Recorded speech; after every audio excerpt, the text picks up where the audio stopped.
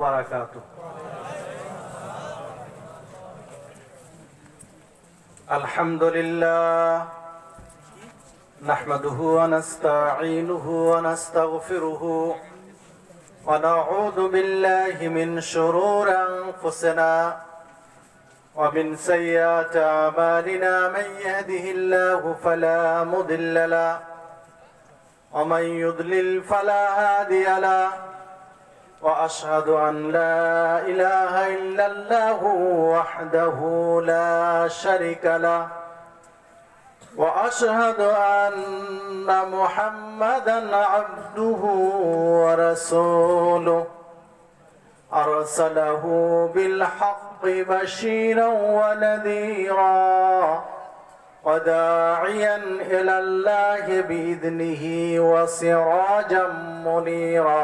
أما بعد فإن خير الحديث كتاب الله وخير الهدي هدي محمد صلى الله عليه وسلم وشر الأمور محدثاتها وكل محدثة بدعة وكل بدعة ضلالة وكل ضلالة في النار. أعوذ بالله من الشيطان الرجيم.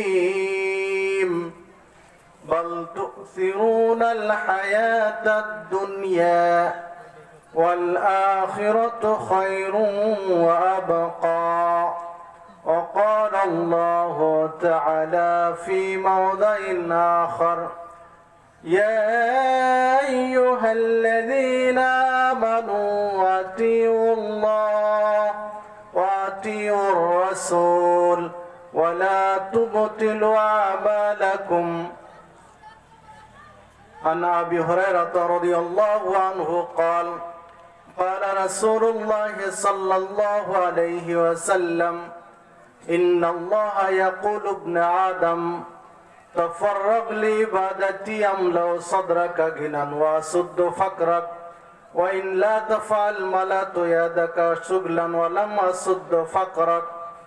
رواه أحمد وابن ماجه بإسناد صحيح. وعن أبي هريرة رضي الله عنه قال: قال رسول الله صلى الله عليه وسلم: الدنيا سجن المؤمن وجنة الكافر. رواه مسلم.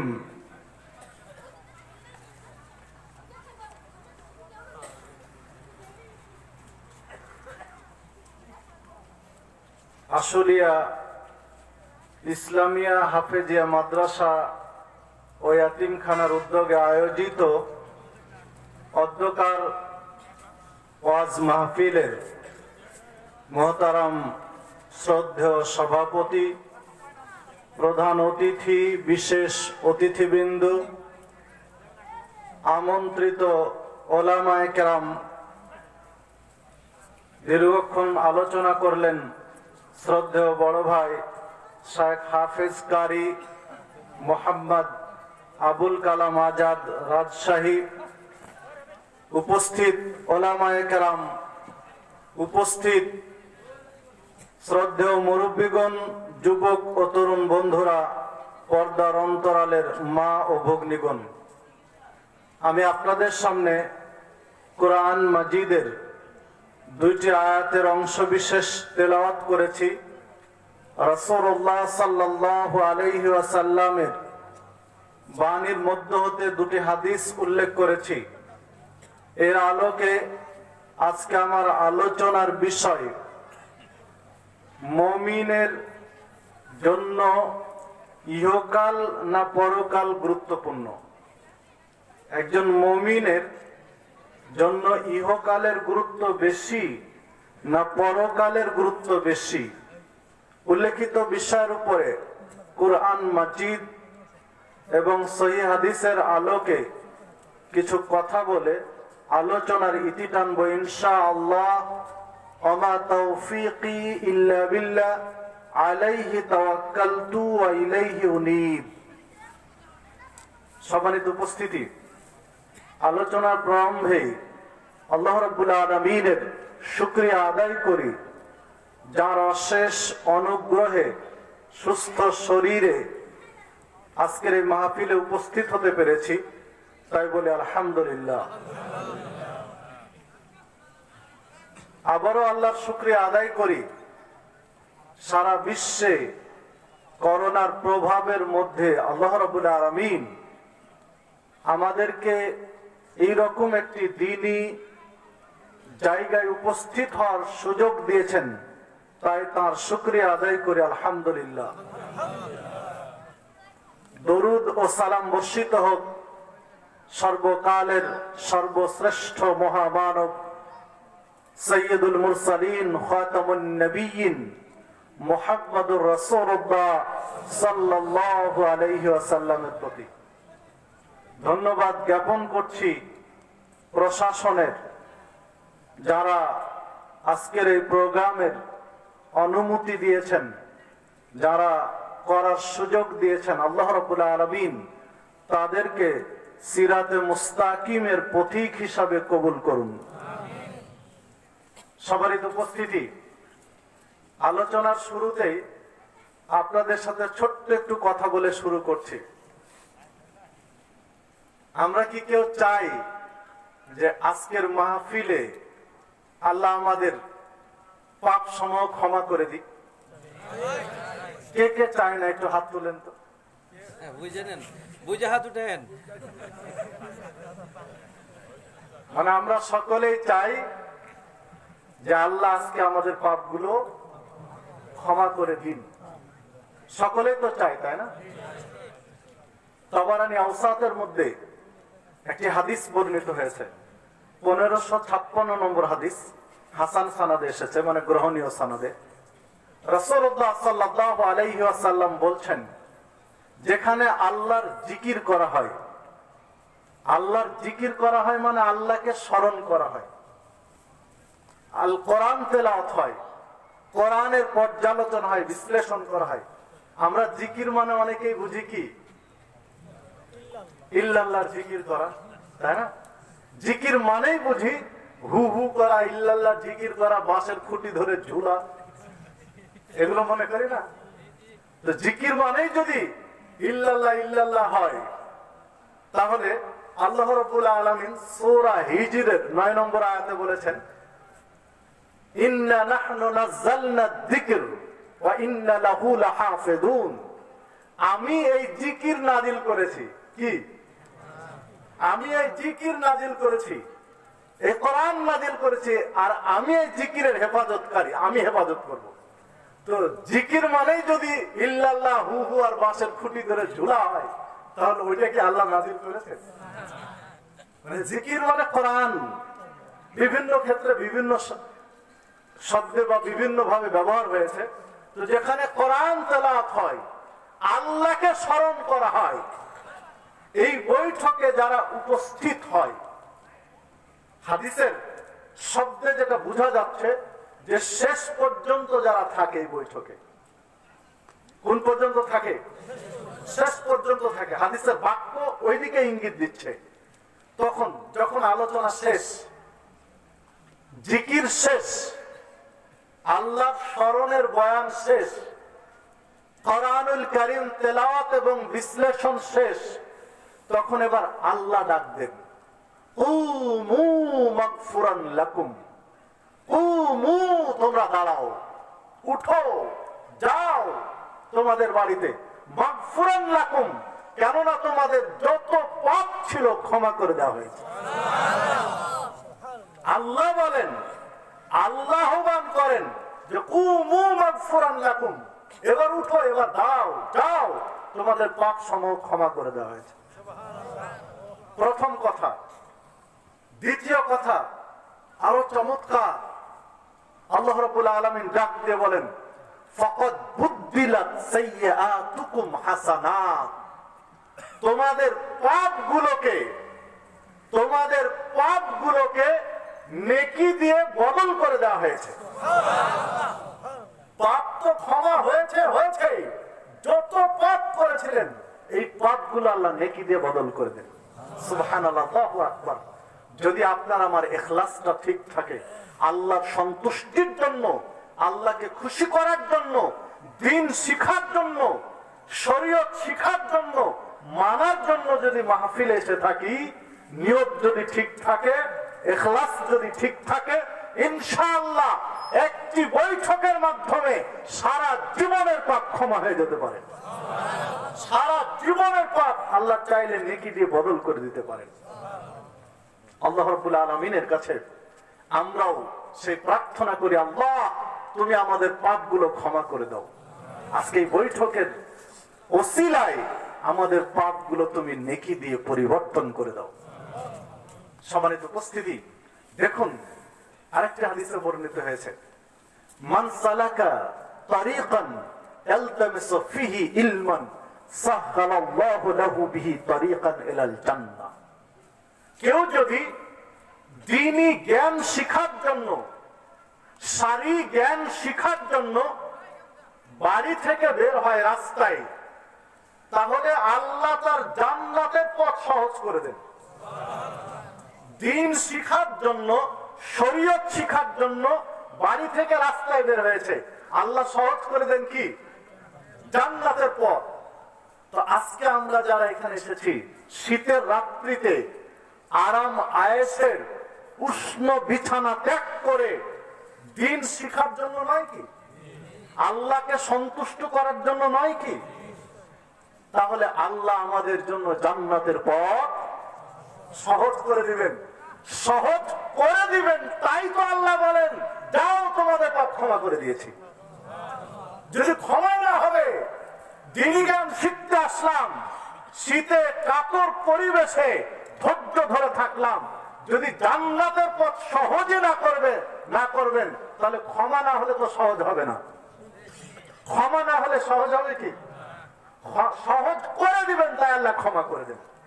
পাপ নেকি দিয়ে বদল করে দেন, জান্নাতের পথ সহজ করে দিবেন। তাই সম্মানিত উপস্থিতি, আজকে ছোট ছোট বাচ্চাগুলো কোরআন মাজিদ মুখস্থ করেছে, হিফজ করেছে, তারই স্বীকৃতি স্বরূপ আমাদের দেশীয় কালচার অনুযায়ী তাদের মাথায় পাগড়ি তুলে দেওয়া হলো, তাই নয় কি?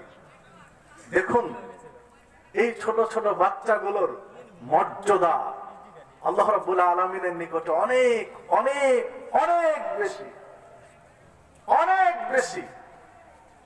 রাসূলুল্লাহ সাল্লাল্লাহু আলাইহি ওয়াসাল্লাম বলছেন, কাল কিয়ামতের দিন যারা হাফেজে কোরআন, তাদের ডান হাতে আল্লাহ মালিকানা তুলে দিবেন। কি তুলে দিবেন? মালিকানা। মালিকানা মানে তার জান্নাতের মালিকানা, সে কোথাকার মালিক। বাম হাতে তুলে দিবেন আল্লাহর নিয়ামত রাজি। আল্লাহ বাম হাতে তুলে দিবেন নিয়ামত রাজি, আল্লাহর যে নিয়ামত রয়েছে, অনুগ্রহ রয়েছে, তুলে দিবেন। এরপরে আল্লাহ রাব্বুল আলামিন তার মাথায় একটা মুকুট পরাবেন। কার? হাফেজের। যেই মুকুট দুনিয়া এবং দুনিয়ার মাঝে যা কিছু রয়েছে সব কিছু বিক্রি করে দিলেও ওই মুকুটের দাম হবে না। এরপরে আল্লাহ রাব্বুল আলামিন ওই হাফেজের বাবা এবং মাকে ডাক দিবেন, পিতা মাতাকে ডাক দিবেন। রাসূলুল্লাহ সাল্লাল্লাহু আলাইহি ওয়াসাল্লাম বলছেন, উভয়কে, পিতা এবং মাতাকে 2 জোড়া পোশাক পরাবেন, 2 জোড়া জান্নাতি পোশাক পরাবেন। যে পোশাকের মূল্য, এক একটা পোশাকের মূল্য দুনিয়া এবং দুনিয়ার মধ্যে যা কিছু আছে বিক্রি করে দিলে একটা পোশাক হবে না। এই পোশাক দেখে পিতা মাতা আল্লাহ রাব্বুল আলামিনকে বলবেন, আল্লাহ এত দামি পোশাক কিসের বিনিময়ে? আমরা তো সারা জীবনে এমন কোন আমল করিনি যে আমলের বিনিময়ে তুমি আমাদেরকে এই পোশাক দিবে। আল্লাহ রাব্বুল আলামিন বলবেন, বান্দা তুমি তোমার ছেলেকে, তোমার সন্তানকে কোরআনের হাফেজ বানিয়েছো, এই জন্য আমি আজকে তোমাদের এই পোশাক হাদিয়ে দিলাম। সুবহানাল্লাহ, আল্লাহু আকবার। তাবারানী আওসাতের মধ্যে হাদিসটি পাওয়া যাবে, আরো একাধিক গ্রন্থে এসেছে। শেখ নাসিরউদ্দিন আলবানী তার তাহকিকে হাদিসটিকে সহিহ বলে উল্লেখ করেছেন। দেখুন শুনে খুশি হয়েছি আপনাদের আশুলিয়া ইসলামী হাফেজে মাদ্রাসার ওস্তাদদের কাছে যে প্রায় 16 জন হাফেজ রয়েছে, যারা এলাকার ছাত্র নিজ বাড়িতে খাওয়া দাওয়া করে হিফজ করছে। এটা সবচেয়ে আশার বাণী, সবচেয়ে একটা ভালো দৃষ্টিভঙ্গি আপনাদের। আল্লাহ রাব্বুল আলামিন আপনাদের কবুল করুন। সাধারণত এই মাদ্রাসাগুলো দেখা যায়, হিফজখানাগুলো দেখা যায় যে যেইখানের হিফজখানা ওইখানের ছাত্র নেই, দূর দূরান্ত থেকে ভরে আছে। কিন্তু আপনাদের এখানে ব্যতিক্রম পেলাম, 34 কি 36 জন ছাত্র, 36 জনের মধ্যে 16 জন রয়েছে স্থানীয়। আল্লাহ কবুল করুন। দেখুন কোরআন মাজিদের এত মর্যাদা কেন? মর্যাদার মূল কারণ হলো কোরআন হচ্ছে কালামুল্লাহ, আল্লাহর কালাম, সরাসরি আল্লাহর কথা, সরাসরি আল্লাহর বাণী কোরআন মাজিদ। আর এই বাণীকে যারা সংরক্ষণ করছে, নিজের পক্ষে ধারণ করছে, এই জন্য আল্লাহ রাব্বুল আলামিন এত মর্যাদা দিয়েছেন। আর এক হাদিসে এসেছে যে আহলুল কুরআনে আহলুল্লাহ, কোরআনের হাফেজরা আল্লাহর পরিবার সমতুল্য।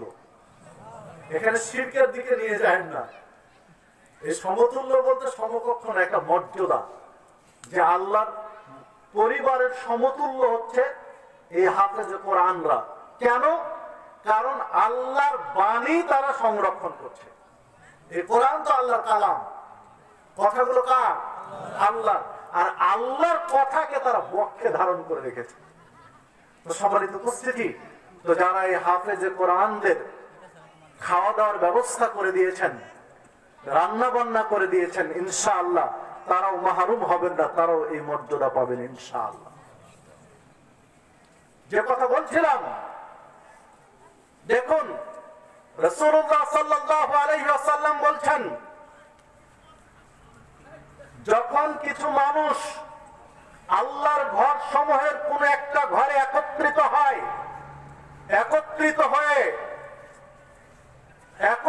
হয়ে কোরআন তেলাওয়াত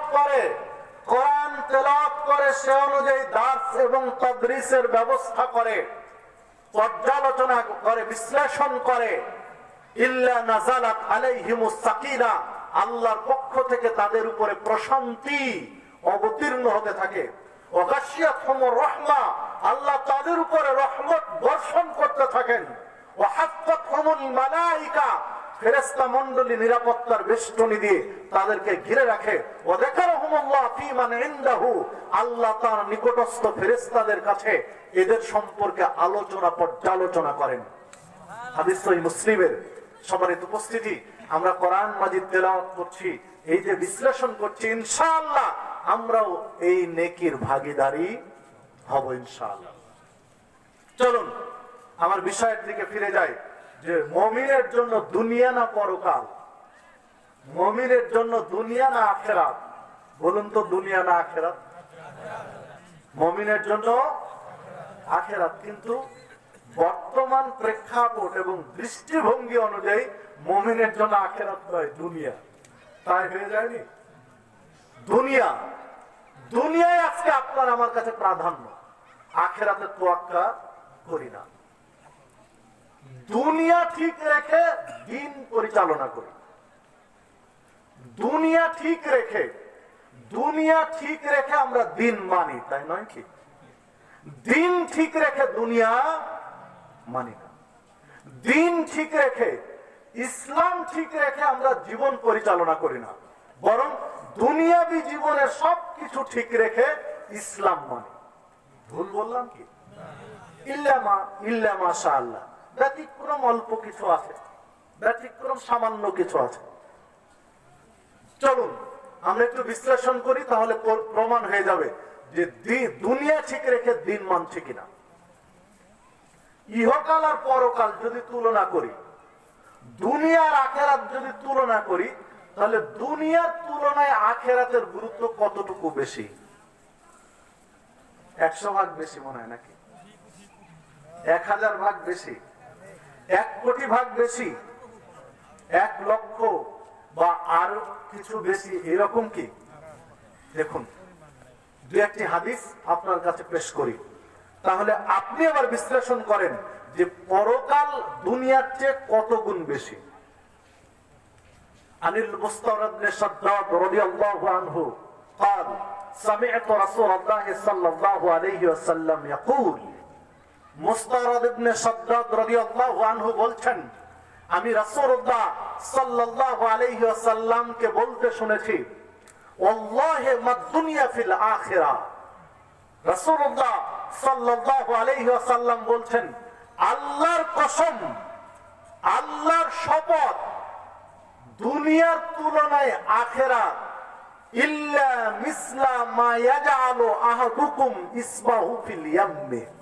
তোমাদের কোন একজন ব্যক্তি সাগরের মধ্যে একটা আঙ্গুল ডুবাবে, কোন খাল, বিল, পুকুর, পুষ্কুনি, নদ, নদীতে নয়, কোথায়?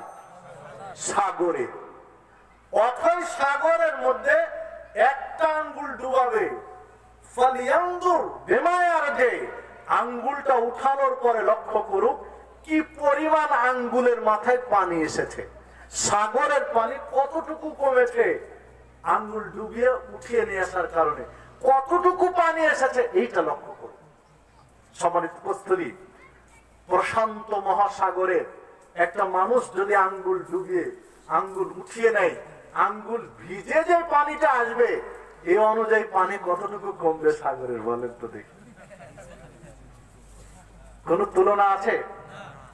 রাসূলুল্লাহ সাল্লাল্লাহু আলাইহি ওয়াসাল্লাম বুঝালেন, এই যে আঙ্গুলের মাথায় 1 ফোঁটা বা 2 ফোঁটা পানি এসেছে, আঙ্গুলটা ভিজার কারণে এই 1 ফোঁটা 2 ফোঁটা পানির মূল্য হলো দুনিয়ার মূল্য। আর সাগরের পানি অবশিষ্ট যা আছে এইটা হলো পরকালের মূল্য। আল্লাহু আকবার, আল্লাহু আকবার। বলেন, বুঝানো সম্ভব? পৃথিবীতে কোন ক্যালকুলেটর আছে আপনি পার্সেন্টেজ করবেন যে দুনিয়ার তুলনায় আখিরাতের মূল্য কতটুকু? কোন ক্যালকুলেটর ধরবে সংখ্যা? অত ডিজিটের ক্যালকুলেটর পৃথিবীতে আবিষ্কার হয়নি যে ক্যালকুলেটর দিয়ে আপনি মাপবেন যে কত পার্সেন্ট কম বেশি দুনিয়ার আখিরাত। কি করে মাপবেন? 1 ফোঁটা 2 ফোঁটা পানি, আর কোথায় সাগরের কত পানি! আল্লাহুস সামাদ, আল্লাহু আকবার। সম্মানিত উপস্থিতি, হাদিস সহিহ মুসলিমের মিশকাতের মধ্যে পাওয়া যাবে 5156 নম্বর হাদিস। দ্বিতীয় আরেকটি হাদিস আপনার কাছে তুলে ধরি। আন জাবের রাদিয়াল্লাহু আনহু قال, জাবের রাদিয়াল্লাহু আনহু বলছেন, মাররা বিজাদিন আসাক্কা মাইয়িত।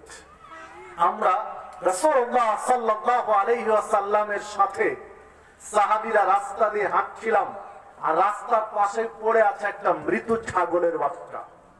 ছাগলের বাচ্চা আবার কি? মরা, মৃত। মৃত ছাগলের বাচ্চা রাস্তার পাশে পড়ে রয়েছে। রাসূলুল্লাহ সাল্লাল্লাহু আলাইহি ওয়াসাল্লাম এই ছাগলের বাচ্চা দেখে বলছেন, আইয়ুকুম ইউহিব্বু আন্না হাযা লাহু বিদিরহাম। তোমাদের কেউ আছো কোন একজন সাহাবী রয়েছে 1 দিরহামের বিনিময়ে ছাগলের বাচ্চা কিনে নেবে? মাত্র 1 দিরহাম, এই ছাগলের বাচ্চা দিয়ে দেব। তখন সাহাবীরা বলছেন যে আমরা বললাম, মা নুহিব্বু আন্নাহু লানা বিশাই। 1 দিরহাম তো দূরের কথা, 1 দিরহাম কেন বলছেন? যদি কোনো কিছুর বিনিময় ছাড়াই বলেন যে এটাকে নিতে চাও, আমরা কেউ চাই না, এমনিতেও চাই না। দিরহাম তো দূরের কথা। কেননা একে তো ছাগলের ছোট বাচ্চা, দ্বিতীয়ত মৃত। এই মৃত বাচ্চা নিয়ে আমরা কি করব? আমরা কেউ চাই।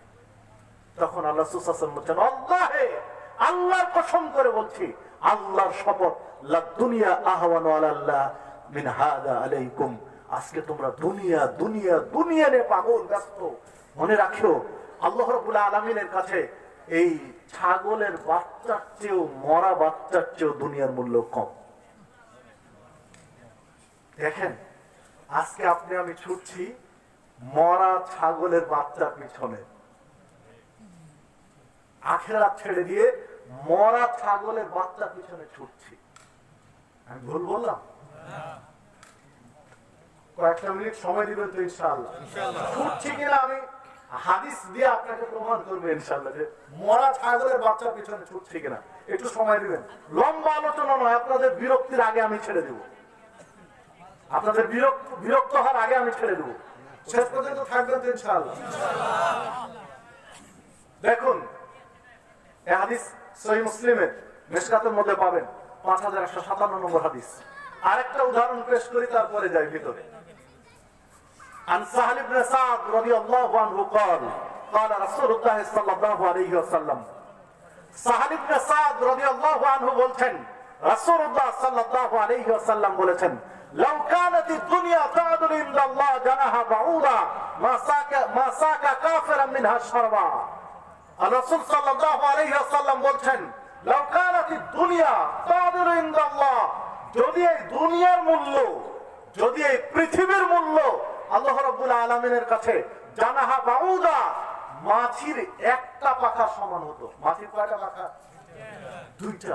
আল্লাহ রাসূল সাল্লাল্লাহু আলাইহি ওয়াসাল্লাম বলছেন একটা পাখার সমান হতো মাছির। মাছির একটা বডির সমান নয়, মাছির দুই পাখার সমান নয়, মাছির যদি একটা ডানার সমান মূল্য হতো এই পৃথিবীর, তো আল্লাহ রাব্বুল আলামিন লাসাকা কাফিরা মিনহা শারবা, কোন কাফেরকে, কোন নাস্তিককে, কোন বেদিনকে, কোন অকৃতজ্ঞকে এক ঢোক পানি পান করতে দিতেন না, টুটি চিপে ধরতেন যে আমার এই জমিনে আমার পানি পান করো, কোন দুঃসাহসে আমাকে অস্বীকার করে পান করতে দিতেন না। কিন্তু কেন দেন? কারণ এই দুনিয়া আল্লাহর কাছে মূল্যহীন, পরকালের তুলনায় এই দুনিয়ার কোনো মূল্য নেই। তাই আর রহমান আর রহিম, তিনি দুনিয়া হচ্ছেন রহমান, পৃথিবীতে রহমান, সবার জন্য রহমান। যে নাস্তিক তাকে আল্লাহ খেতে দেন, যে আস্তিক তাকে আল্লাহ খেতে দেন, যে পতিতালয় রয়েছে তাকে আল্লাহ খেতে দেন, যে সব সময় আবেদ ইবাদতে ব্যস্ত আল্লাহ তাকেও খেতে দেন, কারণ তিনি রহমান, খেয়ে পরে বাঁচার সুযোগ দিয়েছেন। আর পরকালে তিনি রহিম, শুধু যারা আকীদা, তাওহীদ, আকীদা, আমলে সালেহ, আল্লাহর নেককার বান্দা, তাদের জন্য তিনি রহিম, দয়ালু। কাফের, মুশরিক, বেদিন, নাস্তিকদের জন্য নয়। সম্মানিত উপস্থিতি, যে কথা বলছিলাম যে দেখুন আল্লাহ রাব্বুল আলামিন কোন নাস্তিককে, অকৃতজ্ঞকে, কোন কাফের, মুশরিককে পানি পান করতে দিতেন না, যদি এক ঢোক পানি পান করতে দিতেন না, যদি এই দুনিয়ার মূল্য মাছির একটা পাখার সমান হতো আল্লাহর নিকটে। হাদিস মুসনাদ আহমদের মধ্যে পাবেন, ইবনে মাজার মধ্যে পাবেন, তিরমিজির মধ্যে পাবেন, হাদিস মিশকাতের মধ্যে পাবেন 5177 নম্বর হাদিস, এবং হাদিসটি গ্রহণীয় সনদে। যে কথা বলছিলাম যে দেখুন তিনটি হাদিস আপনার কাছে পেশ করেছি। এই পৃথিবীর মূল্য আল্লাহর কাছে মাছির একটা দানার সমানও নয়। এই পৃথিবীর মূল্য আল্লাহর কাছে মরা ছাগলের বাচ্চার চেয়েও কম। এই পৃথিবীর মূল্য আল্লাহ রাব্বুল আলামিনের কাছে সাগরের এক ফোঁটা পানির নেই বা তার চেয়েও কম। অথচ আপনি আমি এই পৃথিবী কি করে আলোকিত হবে আপনার আমার জীবন, এই পৃথিবীতে কি করে প্রতিষ্ঠিত হব, এই নিয়ে আপনি আমি ব্যস্ত। সন্তানকে একজন বাবা মাদ্রাসায় দিয়েছে, হিফজখানায় দিয়েছে, আর একজন সচেতন, শিক্ষিত, মেধাবী, গ্রাজুয়েট পার্সন, উচ্চ শিক্ষিত ব্যক্তি বাবাকে পরামর্শ দিচ্ছে, হায় হায় আপনার ছেলেকে মাদ্রাসায় দিলেন কেন, কি করবে পড়াশোনা করে? আচ্ছা ভালো করেছেন, মাদ্রাসায় দিয়েছেন, মাদ্রাসা শেষ করে একটু জেনারেল লাইনে দেন, বেশ কিছু ডিগ্রি নিতে দেন, কারণ প্রতিষ্ঠিত হতে হবে না? প্রতিষ্ঠিত কোথায়? দুনিয়াতে প্রতিষ্ঠিত হতে হবে। দুনিয়ার পিছনে ছুটছে আপনি আমি, দুনিয়ার পিছনে ছুটছে আপনি আমি। একটা সন্তান যদি 3টা সন্তান হয় কারো, তাহলে ভাবে যে 2টা বড় বড় ডিগ্রিধারী, উচ্চ পদস্থ সরকারি চাকরিজীবী হবে, আর একটা মাদ্রাসা দিয়েছে, যে ধ্বংস হলে একটাই হোক, 2টার উপরে সংসার চলবে। দেখেছেন চিন্তা ভাবনা? বলবো না কি? একজন বাবার আলোচনা শুনছিলাম, গল্প করছিলেন, কথা বলছিলেন, তো দেখুন গর্ব তো ওই সকল বাবারই গর্ব। মানে তিনি বলছেন আমার 9টা সন্তান আল্লাহ দিয়েছেন। একজন বাবা মানে আনন্দে বলছেন যে আমার 9টা সন্তান আল্লাহ দিয়েছেন, ছেলে মেয়ে, ছেলে এবং মেয়ে মিলে 9টা। তো আলহামদুলিল্লাহ 9টাই কোরআনের হাফেজ। আল্লাহ কবুল করুন। ইনারা বাবা, ইনাদের এ সকল বাবার গর্ব মানায় যে আল্লাহ 9টা সন্তান দিয়েছেন, 9টাই কোরআনের হাফেজ, 9টাই কোরআনের হাফেজ।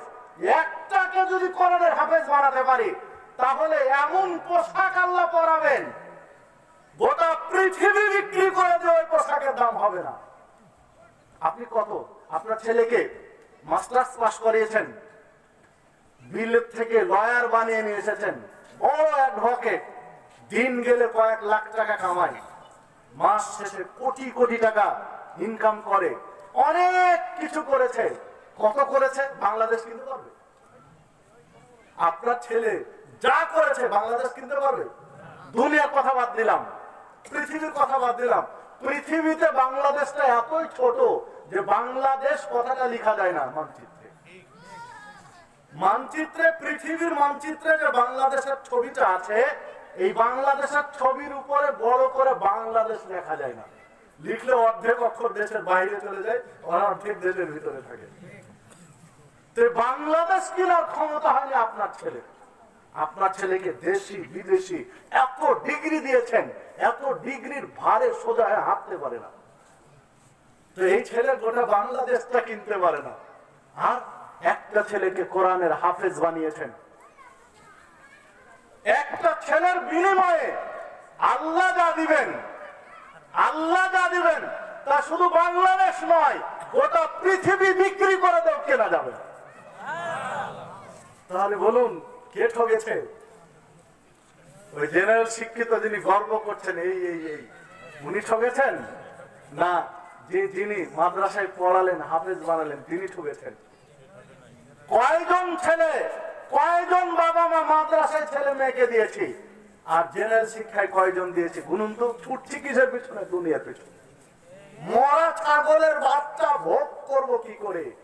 মরা ছাগলের বাচ্চা ভোগ করার জন্য আপনি আমি ছুটে বেড়াচ্ছি হন্যে হয়ে, পাগলের মতো ছুটছি মরা ছাগলের বাচ্চা ভোগ করার জন্য। আর আল্লাহ যে নিয়ামত ঢেলে দিবেন আপনাকে আমাকে, নিয়ামত রাজে আপনার উপরে বর্ষণ করবেন, এই রকম ক্ষেত্রে আপনার আমার উপস্থিতি খুবই কম, খুবই কম। এটা হলো বাস্তবতা। দেখুন তিরমিজির মধ্যে একটি হাদিস পাওয়া যাবে, মেশকাতের 5181 নম্বর হাদিস, সহিহ সানাদে বর্ণিত হয়েছে। আন মালিক ইবনে আওয়াদ রাদিয়াল্লাহু আনহু বলছেন, রাসূলুল্লাহ সাল্লাল্লাহু আলাইহি ওয়াসাল্লাম বলেছেন, মা জিবানে জায়ানে উরসিলা ফি গানামিন ফাফসাদা লাহা মিন হিরসিল মারি আলাল মাল ওয়া শারাফি লিদীনিহি। যদি দুইটা ক্ষুধার্ত বাঘকে, প্রচন্ড ক্ষুধা পেয়েছে, এই রকম ক্ষুধাতুর দুইটা বাঘকে যদি ছাগলের পালে ছেড়ে দেওয়া হয় তাহলে কি করবে বলুন তো? ছাগল কি পরিমাণের ক্ষতি করবে? এক পাল ছাগলের উপরে দুইটা ক্ষুধার্ত বাঘ হামলিয়ে পড়েছে, এই দুই ক্ষুধার্ত বাঘ ছাগলের পালে যা ক্ষতি করে তার চেয়ে ক্ষতি করে আমার কোন উম্মতকে যদি সম্পদের লোভ এবং মর্যাদা প্রতিপত্তি ক্ষমতার লোভ পেয়ে বসে, তাহলে এই ক্ষমতার মর্যাদার লোভ আর সম্পদের লোভ আর জীবনে যা ক্ষতিটা করবে, জীবনে যা ক্ষতি করে দুই বাঘ ছাগলের পালে তা ক্ষতি করতে পারে না। হাদিস সহিহ, বাস্তবতা, এটাই পৃথিবীর বাস্তবতা। দেখুন মর্যাদা ক্ষমতার লোভ অনেক সময় একজন আর একজনকে হত্যা করতে দ্বিধাবোধ করে, হত্যা করতে দ্বিধাবোধ করে না, মেরে ফেলে দিচ্ছে প্রতিপক্ষ, কারণ তার প্রতিদ্বন্দ্বী রাখতে চায় না। সম্পদের লোভ এতটাই পেয়ে বসে, অনেক সময় বাবার গলায় ছুরি চালাতে দ্বিধাবোধ করে না। জেলার নাম নাই বললাম, কোন জেলার দুর্নাম নাই করলাম, বাংলাদেশের ঘটনা আপনাকে বলছি। আপন ছেলে, নিজের ছেলে বাবাকে জবাই করে দিল শুধু সম্পদের জন্য। বাবার কাছে চেয়েছিল যে জমি লিখে দিতে হবে, লিখে দেয়নি, তো আপন বাবাকে, জন্মদাতা বাবাকে জবাই করে দিয়েছে ছেলে। একদম প্রামাণ্য ঘটনা বলছে আপনাকে। সম্মানিত উপস্থিতি, আর এক জেলায় একটা বাবা, বৃদ্ধ বাবা, তিনি হজ করে এসেছেন, চুল দাড়ি ধবধবে সাদা, বেচারা কথা বলতে বলতে কাঁদতে লাগলেন। আমি বললাম যে মুরব্বী কাঁদছেন কেন? তিনি হা করে দাঁত দেখালেন যে বাবা দেখো, আমার এই দাঁত ভেঙে দিয়েছে আমার ছেলেরা, 2 ছেলে। চাচা কেন? একটাই দাবি, জমিগুলো লিখে দিতে হবে, আমি দেইনি তাই। আমি বেঁচে থাকা অবস্থায় তোমরা এই করছো, লিখে দেয়নি তাই তোমরা এই করছো, লিখে দিলে কি করবা তোমরা? আমার আমি লিখে দেয়নি, এই জন্য দাঁত ভেঙে দিয়েছে আমার। কি বলবেন? সম্পদের লোভ নাকি? সম্পদের লোভ আর মর্যাদা, প্রতিপত্তি, ক্ষমতার লোভ মানুষকে মানুষ রাখে না, মানুষকে আর মানুষ রাখে না, মানুষের কাঁটার থেকে অনেক সময় বের করে দেয়। সকলকে বলবো না, ইল্লা মাশাআল্লাহ, ক্ষেত্র বিশেষ। সম্মানিত উপস্থিতি, মরা ছাগলকে ভোগ করার জন্য আপনি আমি এত পাগল হয়ে আছি। দেখুন রাসূলুল্লাহ সাল্লাল্লাহু আলাইহি সাল্লাম বলছেন, হাদিস সহিহ বুখারী এবং মুসলিমের মধ্যে বর্ণিত হয়েছে, মিশকাতের মধ্যে পাবেন 5273 নম্বর হাদিস। عن ابن عمر رضي الله عنه قال قال رسول الله صلى الله عليه وسلم, ইবনে উমর রাদিয়াল্লাহু আনহু বলছেন, রাসূলুল্লাহ সাল্লাল্লাহু আলাইহি ওয়াসাল্লাম বলেছেন, লাউ কানা লিবনি আদম ওয়াদিয়ান মিন মালিন, আদম সন্তানকে যদি ওয়াদিয়ান মিন মালিন, 2 উপত্যকা, 2 পৃথিবী ভর্তি করে সম্পদ দিয়ে দেওয়া হয়, সম্পদ দিয়ে 2 পৃথিবী ভর্তি করে দেওয়া হয়, লাবতাগা তালেফান, তখন ওই ব্যক্তি আকাঙ্ক্ষা করে, আল্লাহ 2 পৃথিবীতে হবে না, আর এক পৃথিবী যদি দিতে। হাদিস সহিহ বুখারী মুসলিমের, সহিহ বুখারী মুসলিমের হাদিস, পেঁয়াজ লাগানোর কোনো সুযোগ নেই। লাউ কানা লিবনি আদম ওয়াদিয়ান মিন মালিন, 2 পৃথিবী ভর্তি করে যদি সম্পদ আদম সন্তানকে আল্লাহ দিয়ে দেন, লাবতাগা তালেফান, তখন 3য় পৃথিবীর আকাঙ্ক্ষা নিয়ে বসে থাকে, জানলে এটা যথেষ্ট নয়, আর এক পৃথিবী দিলে ভালো হতো। ওয়ালাউ কানা জাওফা ইবনি আদম ইল্লা তুরাব, এই আদম সন্তানের পেট কেউ ভরাতে পারবে না মাটি ছাড়া। যখন মাটি ঢুকবে পেটের উপরে, মাটি পড়বে, কবরে চিৎ করে শুয়ে দেওয়া হয়েছে, আর উপর থেকে মাটি পড়ছে, তখন ওর পেট ভরবে, তার আগে নয়। সম্মানিত উপস্থিতি, দেখুন চাই আর চাই। একতলা বাড়ি হয়েছে, সারাক্ষণ চিন্তা করে যে 2 তালাটা করতে বলে ভালো হতো, তাহলে 2 তালা আমি থাকতাম, নিচতলা ভাড়া দিতাম, কিছু ইনকাম হতো। দীর্ঘদিন বাইসাইকেল চালিয়েছে, কিছুদিন আগে হোন্ডা কিনেছে, সারাক্ষণ স্বপ্ন দেখে হোন্ডার 2 চাকা কতদিন চালাবো, 4 চাকা হলে ভালো হয়। মানে মানুষের স্বপ্নের শেষ নেই। আল্লাহ যত দেন তার আকাঙ্ক্ষা তত বেশি, যত দেন আল্লাহ তার আকাঙ্ক্ষা তত বেশি, তত বেশি। সম্মানিত উপস্থিতি, ক্ষেত্র বিশেষ। আপনি মসজিদের জন্য, এই মাদ্রাসার জন্য দান চাইতে দান, অনেক উচ্চ ফ্যামিলি রয়েছে, ভালো দেয়, আলহামদুলিল্লাহ, অনেক দেয়, হিসাবের বাহিরে দেয়। আবার এমনও ধনাঢ্য ব্যক্তি পাবেন, এমনও শিল্পপতি দেখতে পাবেন যে তার সমস্যার কথা শুনে মনে হবে যে পকেটে কিছু থাকলে তাকে দিয়ে আসে। তার এই ব্যবসায় লস, ওই ব্যবসায় সমস্যা ইত্যাদি, ছেলে পড়ে বিদেশে, ওখানে টাকা লাগে ইত্যাদি, শোনাতে শোনাতে এমন পর্যায়ে যাবে, তখন আপনার কাছে মনে হয় কেনই আসলাম এনার কাছে, আরো বিপদ বাড়িয়ে দিতে। আসে না এরকম? দেখুন আল্লাহ রাসূল বলছেন, 2 পৃথিবী ভর্তি করে দিল, তার আকাঙ্ক্ষা শেষ হয় না। মানে দুনিয়া চাই, দুনিয়া চাই, চাই আর চাই, আকাঙ্ক্ষা শেষ হয় না। দেখুন সহিহ মুসলিমের মধ্যে একটি হাদিস বর্ণিত হয়েছে, মিশকাতের 5158 নম্বর হাদিস। রাসূলুল্লাহ সাল্লাল্লাহু আলাইহি ওয়াসাল্লাম বলছেন, আদ-দুনিয়া সিজনুল মুমিন ওয়া জান্নাতুল কাফির, এই পৃথিবী হচ্ছে মুমিনের জন্য জেলখানা, এই পৃথিবী হচ্ছে মুমিনের জন্য জেলখানা, এই পৃথিবী হচ্ছে মুমিনের জন্য জেলখানা, আর কাফেরের জন্য জান্নাত, কাফেরের জন্য জান্নাত। মুমিনের জন্য জেলখানা, জেলখানায় আরামায়েশে থাকা যায়? জেলখানায় আরামায়েশে থাকা যায় না। মন যা চায় তা কি খেতে পাওয়া যায়? জেল কর্তৃপক্ষ যা ম্যানুয়াল, যা শিডিউল, যা তাদের নিয়মতান্ত্রিক ভাবে করা আছে তাই খেতে হবে, উল্টা খাওয়ার সুযোগ নেই। মন যেখানে বেড়াতে যেতে চায় সুযোগ আছে? জেল কর্তৃপক্ষ যে সীমানা নির্ধারণ করে দিয়েছেন ওই সীমানার মধ্যেই থাকতে হবে। কারণ জেলখানায় তো এই দুনিয়া হলো মুমিনের জন্য জেলখানা, এই পৃথিবী হলো মুমিনের জন্য জেলখানা। এই জেলখানার কর্তৃপক্ষ কে? আল্লাহ এবং তার প্রেরিত রাসূল মুহাম্মদ সাল্লাল্লাহু আলাইহি সাল্লাম। এই কর্তৃপক্ষ যে খাবার বেছে মেনে দিয়েছেন, যে খাবার নির্ধারণ করে দিয়েছেন, ওই খাবারের বাইরে গেলে সুযোগ আছে? খেতে পারবে? ওই খাবারই খেতে হবে যে সীমানা নির্ধারণ করেছেন কর্তৃপক্ষ। আল্লাহ এবং তার রাসূল যেই বিধিনিষেধ করে দিয়েছেন তার বাহিরে যাওয়ার সুযোগ নেই। হ্যাঁ, কাফেরের জন্য জান্নাত, জান্নাতে একজন ব্যক্তি যা চাইবে তাই পাবে, কাফের যা খুশি তাই করবে, যেহেতু তার জন্য জান্নাত।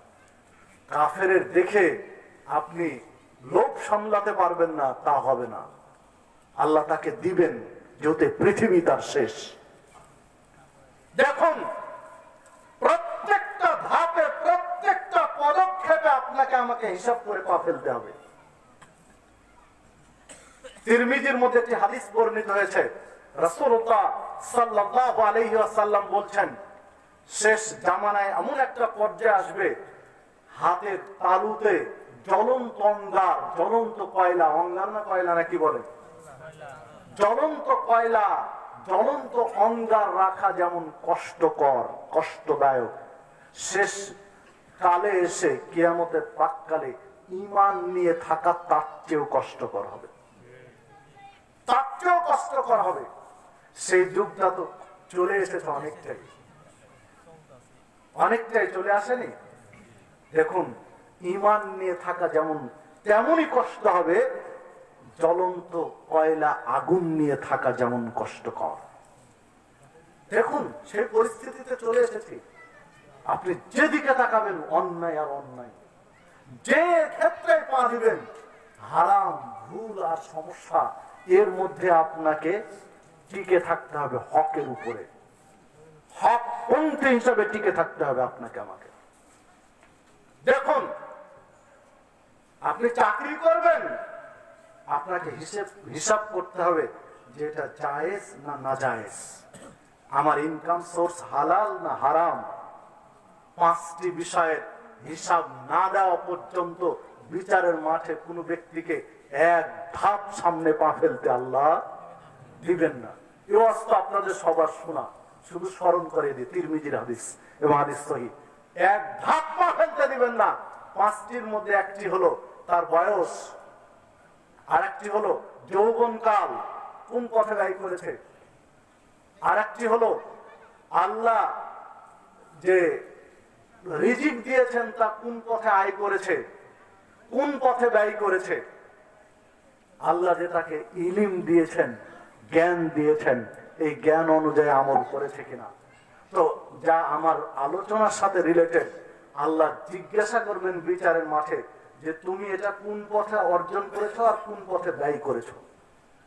আল্লাহ যদি আপনাকে আমাকে, মাইকের আওয়াজ যত দূরে যাচ্ছে, মা বোনদের দৃষ্টি আকর্ষণ করছি, একটু খেয়াল করবেন, আল্লাহ যদি আপনাকে আমাকে বিচারের মাঠে ধরেন, তুমি যা উপার্জন করেছিলে, কোন পথে উপার্জন করেছিলে, কোন পথে ব্যয় করেছিলে, তাহলে আপনার আমার পার পাওয়া খুব কঠিন আছে, হিসাব মিলানো খুব কঠিন। চাকরি করবেন, খেয়াল রাখতে হবে যে ইনকাম সোর্স হালাল না হারাম। হ্যাঁ, আপনি চাকরি করছেন একদম পাক্কা সুদখোর প্রতিষ্ঠানে, নেই? হাজার হাজার মুসলিম চাকরি করছেন একদম সুদে, যারা জর্জরিত, সুদের মধ্যে ডুবে আছে, এই প্রতিষ্ঠানে চাকরি করছে, করছে না? দেখুন, সুদ হারাম, এটা কি কেউ জানেন না? না সবাই জানে? মাইকের আওয়াজ যত দূরে যাচ্ছে কোন মুসলিম বলতে পারবেন যে সুদ হারাম আমি জানি না? আমার বিশ্বাস কোন মুসলিম নেই, বিবেকবান মানে বালেগ কোন মুসলিম নেই যে বলতে পারবে না, যে বলতে পারবে যে আমি কোনোদিন শুনিনি, এরকম একজন মুসলিম নেই। সকলেই শুনেছেন, সকলেই জানা আছে যে সুদ হারাম। ছাড়তে পেরেছি? অনেক বিষয় রয়েছে যার স্পষ্ট দলিল নেই, স্পষ্ট দলিল নেই, অন্য দলিল দিয়ে প্রমাণ করতে হয়, সাব্যস্ত করতে হয় এটা হালাল না হারাম, এটা জায়েজ না না জায়েজ, এটা শিরিক না বিদআত। আর যেটা স্পষ্ট এটা নিয়ে তো ভাবার দরকার নেই। সূরা বাকারার মধ্যে আল্লাহ স্পষ্ট ঘোষণা করলেন, আহাল্লাল্লাহুল বাই'a ওয়া হাররামার রিবা, আল্লাহ ব্যবসা হালাল করেছেন আর সুদ, ব্যবসা হালাল, সুদ সুদ হারাম। ওয়া হাররামার রিবা, সুদ হারাম। কোন অস্পষ্টতা আছে? কোরআন মাজিদের আয়াত কোন অস্পষ্টতা আছে? কোন ব্যাখ্যার দরকার আছে? সুদ হারাম, এটা কোন ব্যাখ্যা বিশ্লেষণের দরকার আছে? একদম স্পষ্ট কথা। কি সুদ ছেড়ে দিয়েছে মুসলিমরা? বাংলাদেশের মুসলিম সুদ খায় না, তাই না? বাংলাদেশের মুসলিমদের সুদ খাওয়ার হিড়িকে যে কজন অমুসলিম আছে বাংলাদেশে ওরে সুযোগ পাচ্ছে না। এদের সিরিয়াল ওরে সিরিয়াল পাচ্ছে না। ভুল বললাম কি? সম্মানিত উপস্থিতি, সুদ কত বড় পাপ আপনাকে বোঝানো মুশকিল, বোঝানো মুশকিল। শুধুমাত্র দুইটি হাদিস আপনার কাছে অনুবাদ করে ছেড়ে দিচ্ছি বিষয়। এক, আল্লাহ রাসূল সাল্লাল্লাহু আলাইহি ওয়াসাল্লাম বলছেন, দিরহামু রিবা ইয়াকুলহু রাজুল ওয়া হুয়া ইয়ালাম আশাদ্দ মিন সিত্তাতিন ওয়া সালাসিনা জিনিয়া। কোন ব্যক্তি যদি এক দিরহাম সুদ খায়, ওয়া হুয়া ইয়ালাম, ও জানে এটা সুদের টাকা। কয় দিরহাম? এক দিরহাম। আমাদের সৌদি আরবের দিনার এবং দিরহাম মুদ্রা ছিল, দিনার এবং দিরহাম।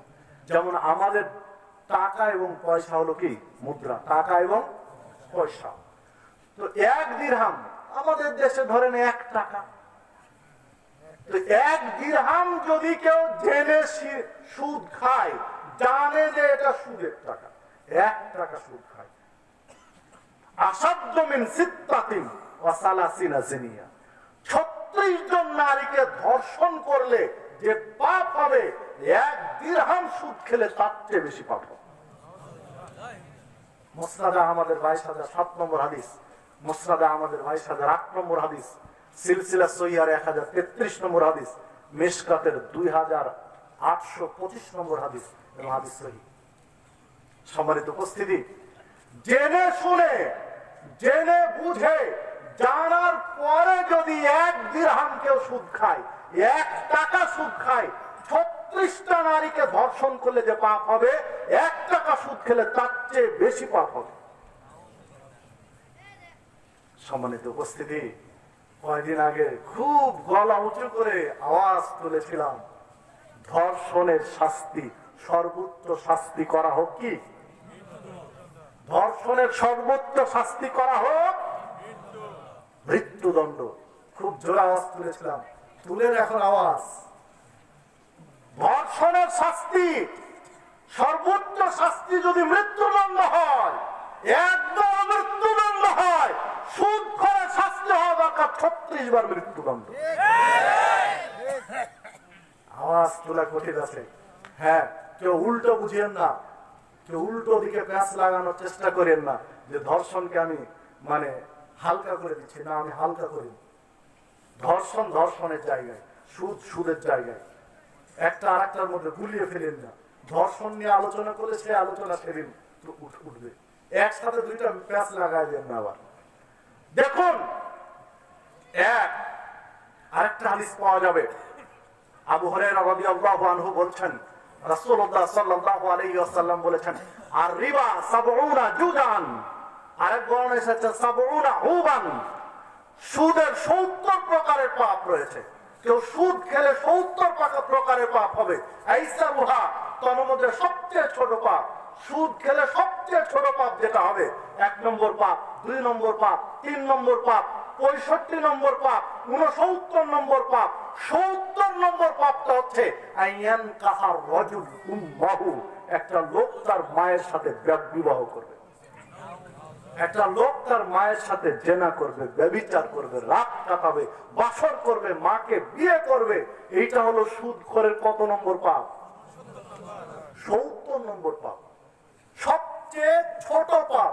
70 নম্বর পাপটা যদি মায়ের সাথে ব্যভিচার করার সমতুল্য হয়, সুদখোরের সবচেয়ে ছোট পাপ 70 নম্বর পাপটা যদি মায়ের সাথে ব্যভিচার করার সমতুল্য হয়, তাহলে সুদখোরের 1 নম্বর পাপটা কত বড় তা বুঝানোর মতো ভাষা আমার জানা নেই, পৃথিবীতেও নেই। আপনি বুঝান দেখি, কি দিয়ে বুঝাবেন? কি দিয়ে বুঝাবেন আপনি? 70 নম্বর ছোট পাপটা হলো মায়ের সাথে ব্যভিচার করা, তাহলে 1 নম্বর পাপটা কি দিয়ে বুঝাবেন যে এটা কত বড়? হাদিস ইবনে মাজার মধ্যে পাবেন 2274 নম্বর হাদিস, মুস্তাদরাক হাকিমের মধ্যে পাবেন 2259 নম্বর হাদিস, মিশকাতের মধ্যে পাবেন 2826 নম্বর হাদিস এবং হাদিস সহিহ। দেখুন, ওস্তাদ বসে আছেন এখানে, অনেক শায়েখ বসে আছেন, অনেক শায়েখ মাশায়েখ বসে আছেন। একটা শব্দ নিয়ে 1 মিনিট কথা বলি, যারা মাদ্রাসার সাথে রিলেটেড, মাদ্রাসা শিক্ষা ব্যবস্থা সম্পর্কে জানি, আরবি বুঝি, তারা সহজে বুঝতে পারবেন। আপনারা খেয়াল করলে আপনারা বুঝতে পারবেন। আরবিতে 3টা কাল আছে, আরবিতে কাল আছে 3টা। ইংরেজিতে আছে কয়টা? ইংরেজিতে প্রেজেন্ট, পাস্ট, ফিউচার, 3টা। আরবিতেও কয়টা? 3টা। অতীত, বর্তমান, ভবিষ্যৎ। বাংলাতেও 3টা, মাদি, মুস্তাকবাল আর হাল। কোন শব্দ যদি মাঝি থেকে আসে, তাহলে শুধু অতীত কাল বুঝাই, এইটা প্রকাশ করবে। অতীত কালের ক্রিয়াকে বুঝাবে কিসে? মাঝিতে। আর যখন শব্দটা মুস্তাকবাল থেকে আসবে, তখন 2 কাল থাকবে একসাথে, বর্তমান এবং ভবিষ্যৎ। মুস্তাকবালের কোন শব্দ হলে বর্তমান ভবিষ্যৎ 2 কালকে শামিল করে নেবে, মুদারে। তো দেখুন, রাসূলুল্লাহ সাল্লাল্লাহু আলাইহি ওয়াসাল্লাম সুদখোরের পাপের স্তর বুঝাতে গিয়ে মাজির সেগা বলেননি, মুদারের সেগা বলেছেন, মুস্তাকবালের সেগা বলেছেন। আইয়ান কাহার রাজুল উম্মাহু, মানে লোকটার পাপ এত বেশি, সুদখোরের পাপের কোয়ালিটি এত গভীর যে ও যেন এখন মায়ের সাথে জেনে লিপ্ত আছে, এখন বর্তমান কালে, এবং ভবিষ্যতেও লিপ্ত থাকবে। লিপ্ত আছে এবং থাকবে কতদিন? যতদিন সুদ না ছাড়বে। আমি বুঝাতে পারলাম কিনা জানি না, নাহলে এই শব্দ কেন দিলে? মানে মাফহুমটা এইরকম যে যারা সুদ খাচ্ছেন, মাইকের আওয়াজ যতদূর যাচ্ছে একটু খেয়াল করেন, যারা সুদ খাচ্ছেন, যারা সুদি কারবার করছেন, যারা সুদি লেনদেনে সম্পৃক্ত, তাদের পাপের কোয়ালিটিটা হলো যে তারা এখন মায়ের সাথে জেনায় লিপ্ত আছেন বর্তমান, এবং আপনাদের এই জেনা চলমান থাকবে ভবিষ্যতে যতদিন না ছাড়বেন। হ্যাঁ, আপনি মুসলিম, সুদ ছাড়তে পারলেন না, কি দিয়ে আপনাকে বুঝাবো আমি জানি না। ওই যে মরা ছাগলের বাচ্চার পিছনে ছুটে বেড়াচ্ছেন, মরা ছাগলের বাচ্চা ভোগ করার জন্য সুদ ছাড়তে পারছে না, কপাল পোড়া মুসলিম। সম্মানিত উপস্থিতি, দেখুন সহিহ বুখারীর হাদিস 2059 নম্বর হাদিস, রাসূলুল্লাহ সাল্লাল্লাহু আলাইহি ওয়াসাল্লাম বলছেন, লা ইউবালিল মারউ মা আখাযা মিনহু আমিনাল হালাল আম মিনাল হারাম। এমন একটা যুগ, এমন একটা সময়, এমন একটা কাল এই উম্মতের মধ্যে আসবে, লা ইউবালিল মারউ মা আখাযা মিনহু আমিনাল হালাল আম মিনাল হারাম। পরোয়া করবে না, তোয়াক্কা করবে না যে হালাল পথ উপার্জন করলাম না হারাম পথ উপার্জন করলাম। ভাববে না, চিন্তাই করবে না, চাই শুধু উপার্জন, চাই শুধু টাকা, শুধু টাকার পাহাড় করবে কি করে এটাই ব্যস্ত থাকবে। কিন্তু ইনকাম সোর্স হালাল না হারাম তোয়াক্কা করবে না, পরোয়া করবে না, বিচার বিশ্লেষণ করবে না। দেখুন পরিস্থিতি এটাই। না হলে হাজী সাহেব গর্ব করে বলতে পারে যে আমার ছেলে অমুক ব্যাংকের ম্যানেজার, বুক ফুলিয়ে বলছে তার বেতন কত, 1.5 লক্ষ টাকা। হাজী সাহেব আপনাকে বুঝাতে ব্যর্থ হয়েছে আমরা ইসলাম কি জিনিস। আপনার ছেলে অমুক সুদী প্রতিষ্ঠানের সবচেয়ে বড় বিগ বস, আপনার ছেলে অমুক সুদী কারবারের চিফ ম্যানেজার। আপনি গর্ব নয়, আপনি যদি কোন আলেম ওলামার সামনে পড়তেন মাথা নিচু করে পালিয়ে বাঁচা যায় কি করে এইটা খুঁজতেন, আপনি যদি শরীয়ত কি জিনিস বুঝতেন। কারণ আলেম সাহেব জানেন যে আপনার ছেলে মানে মায়ের সাথে ব্যভিচারের লিপ্ত থাকার অপরাধে যুক্ত আছে। কাফের কোয়ালিটিতে আপনি মুখ উঁচু করে তাকানো দূরের কথা, বুক ফুলিয়ে বলা দূরের কথা, মুখ নিচু করে পালাতেন, লুকিয়ে বাঁচার চেষ্টা করতেন। এইটা না করে বুক উঁচু করে বলছেন আমার ছেলে অমুক চিফ ম্যানেজার ইত্যাদি ইত্যাদি ইত্যাদি। কারণ আপনি বুঝেনি না যে সুদ কি ধরনের পাপ, তাই তো গর্ব করছেন। আল্লাহ রাসূল সাল্লাল্লাহু আলাইহি ওয়াসাল্লাম বলেছেন তোয়াক্কা করবে না, পরোয়া করবে না, হালাল পথে উপার্জন করলাম না হারাম পথে উপার্জন করলাম। তাই তো বলছে গর্ব করে যে আমার অমুক ছেলে অমুক ব্যাংকের ম্যানেজার, আমার অমুক ছেলে অমুক এনজিও ডিরেক্টর ম্যানেজার ইত্যাদি ইত্যাদি, এগুলো গর্ব করছে। সম্মানিত উপস্থিতি, দেখুন দুনিয়া মুমিনের জন্য নয়, মুমিনের জন্য হলো আখিরাত, পরকাল। তিরমিজির মধ্যে একটি হাদিস পাওয়া যাবে, মিশকাতের 5194 নম্বর হাদিস। রাসূলুল্লাহ সাল্লাল্লাহু আলাইহি ওয়াসাল্লাম বলেন ইন্না লিকুল্লি উম্মাতিন ফিতনাতান ওয়া ফিতনাতু উম্মতি আল মাল। প্রত্যেকটা উম্মতকে আল্লাহ কোনো না কোনো ফিতনা দিয়ে, কোনো না কোনো বিপদ দিয়ে পরীক্ষা করেছেন, আর আমার উম্মতকে আল্লাহ পরীক্ষা করবেন মাল সম্পদ দিয়ে, ধন সম্পদ দিয়ে। হাদিস তো হাদিসের কথাতেই রয়েছে। ধন সম্পদ আপনার আমার জন্য পরীক্ষার বিষয়। আজকে ধন সম্পদকে আগলে রাখতে গিয়ে আপনি বড় দোকানদার, আপনার প্রচুর কেনাবেচা হয়, আজান হয়েছে, সালাতের সময় হয়ে গেছে, ওই সময় 10 জন কাস্টমার দোকানে মজুদ দাঁড়িয়ে আছে সম্পদ কেনার জন্য। আপনি মনে করছেন না ওয়াক্ত হয়ে গেছে, একামত হয়ে গেল মসজিদে, তো সালাতে চলে গেলে এই কাস্টমার গুলো বিদায় হয়ে যাবে, যাক আগে কাস্টমার গুলো বিদায় করি তারপরে সালাতে যাব। কাস্টমার বিদায় করে সালাত দেখলেন শেষ, একা একা সালাত করছেন। কি প্রাধান্য দিলেন, দুনিয়া না আখিরাত? দুনিয়া। মরা ছাগলের বাচ্চার পিছনে ছুটছি, মরা ছাগলের বাচ্চার পিছনে ছুটছি। আপনার আমার দরকার ছিল যে দরকার নেই তোমার এই 10 জন কাস্টমার, আগে সালাতটা পড়ে আসি এরপরে। আল্লাহ তো পারতেন সালাতের পরে আরো 20 জন নিয়ে আসতে পারতেন না? যদি কেউ তাকওয়াশীল হয়, আল্লাহর ভয়ে ভীত সন্তুষ্ট হয়, ইয়াজআলহু মাখরাজা, যে বিপদে পড়ুক না কেন আল্লাহ তার পথ বের করে দিবেন। ওয়া ইয়ারযুকুহু মিন হাইথু লা ইয়াহতাসিব, পরে আয়াতে বলছেন আল্লাহ তাকে বেহিসাব রিজিকের ব্যবস্থা করে দিবেন, হিসাব ছাড়া রিজিক দিবেন। যদি আল্লাহর মানে ভয়ে ভীত সন্ত্রস্ত হই, সে ভাবতেও পারবে না যে এই রিজিক কোথা থেকে আসলো, মাথায় ধরবে না তা। আল্লাহ পারেন না? আল্লাহ পারেন।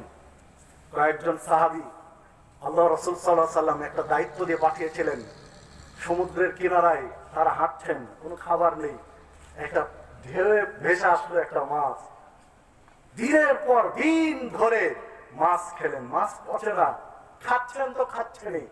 শেষে ওনারা বলছেন যে ওই যে বুকে মাছের ইয়া থাকে না, হাত কাঁটা থাকে না, বুকে মোটা কাঁটা, বুকের কাঁটা, তো মাছের ওই বুকের কাঁটা দাঁড় করিয়ে দিলাম।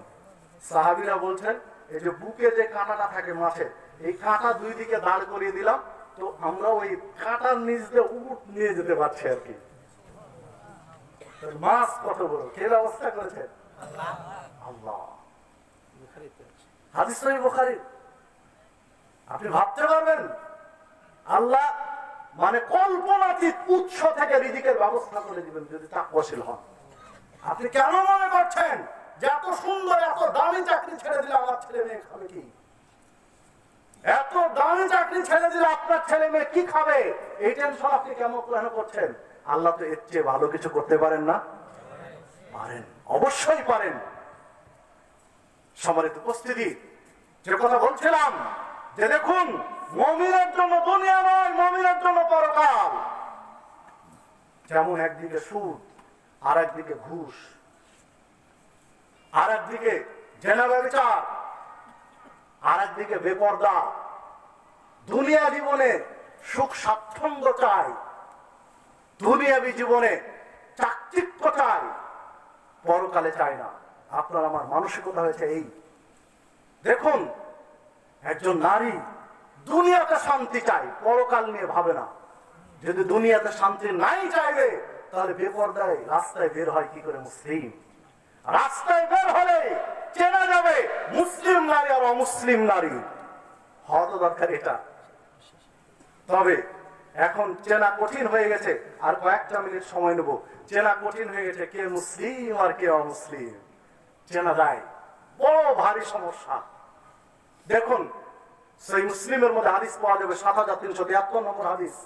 রাসূলুল্লাহ সাল্লাল্লাহু আলাইহি ওয়াসাল্লাম বলেছেন, নিসাউন কাসিয়াতুন আরিয়া মুমিলাতুন মাইলা লা ইয়াদখুলুল জান্নাহ ওয়া লা ইয়াজিদনা রিহাহা। যে নারী পোশাক পরে নগ্ন থাকে, নগ্ন পোশাক পরিধান করে, অন্যকে নিজের দিকে আকৃষ্ট করে, নিজে অন্যের দিকে আকৃষ্ট হয়, এই নারী জান্নাতে তো যাবে না, জান্নাতের সুগন্ধিও পাবে না। অথচ জান্নাতে যেতে আরো ৭০ বছর লাগবে। কোন হাদিসে এসেছে ৪০ বছর লাগবে, কোন হাদিসে এসেছে ১০০ বছর লাগবে। এত দূর থেকে জান্নাতের সুগন্ধি পাওয়া যায়। এক হাদিসে ৫০০ বছরের কথা হয়েছে। সম্মানিত উপস্থিতি, ৫০০ বছর দূর থেকে জান্নাতে যেতে দ্রুতগামী যানবাহনে ৫০০ বছর লাগবে। এত দূর থেকে জান্নাতের সুগন্ধি পাওয়া যায়।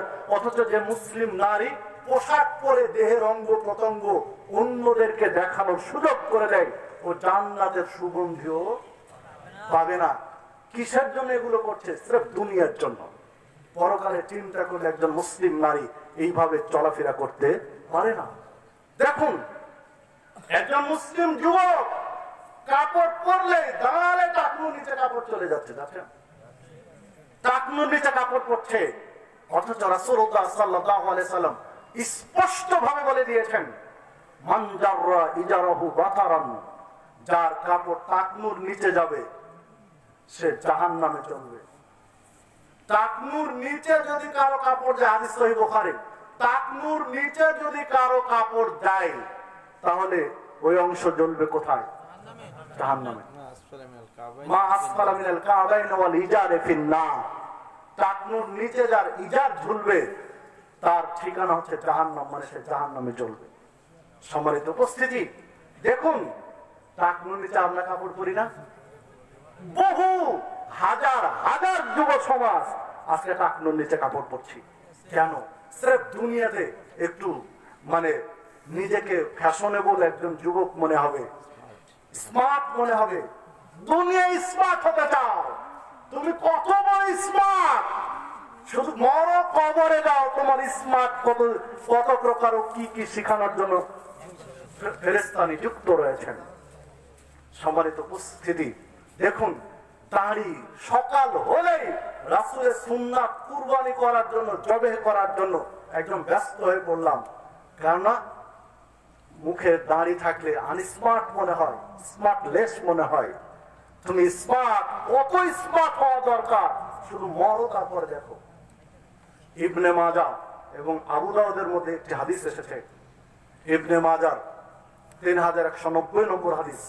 রাসূলুল্লাহ সাল্লাল্লাহু আলাইহি ওয়াসাল্লাম বলছেন, আমি যা জানি তোমরা যদি জানতে, আমি যা জানি তোমরা যদি তা জানতে। দিয়ে একটা কথা বলছেন যে আকাশে 4 আঙ্গুল পরিমাণ কোন জায়গা নেই যে জায়গাতে কোনো না কোনো ফেরেশতা সিজদা দেয়নি।